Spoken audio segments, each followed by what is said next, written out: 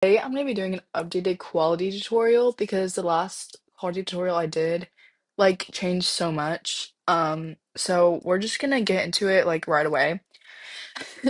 Okay, so the first thing I do is I add two adjustment layers and then make sure you have motion blur on for everything. It just makes it more smooth.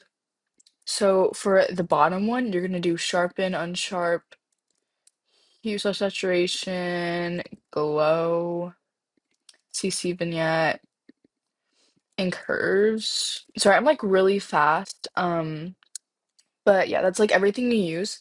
So for the sharpen, I put it at 50. The amount of unsharp mask, I put at 20. The radius, I put at 30. For hue slash saturation, it doesn't really matter, but if you're doing more darker clips, you would have to go into like the negatives, like if you want dark. But usually I put it at like 12 around the area.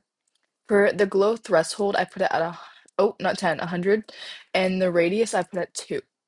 Okay. I do feel like this is too orange, so I am gonna put the saturation down a little bit more. And then for the curves, I've only put it up a little bit, because the effects we're gonna add to the second adjustment layer are gonna make it more bright.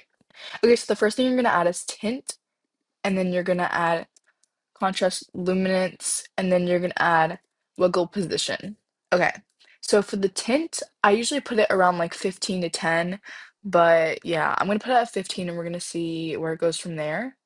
And for the matte black little color thing here, this is just the color you make your clip. So if I want my clip pink, I'm gonna make it pink right now. And then the contrast luminance just like blends it together. And then for the wiggle amount, I put it at 40.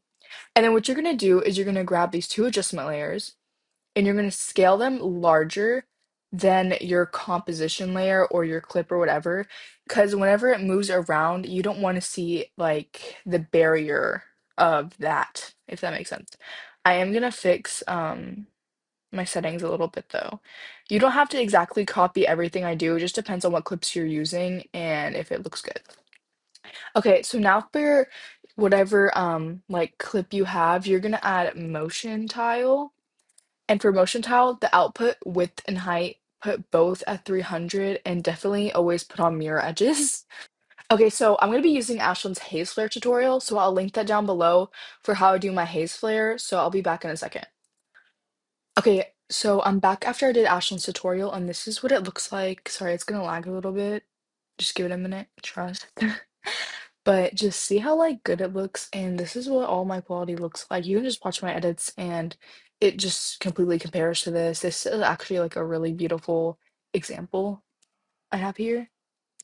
But what we're gonna do now is I'm just gonna add this in a video proc and show you the final result.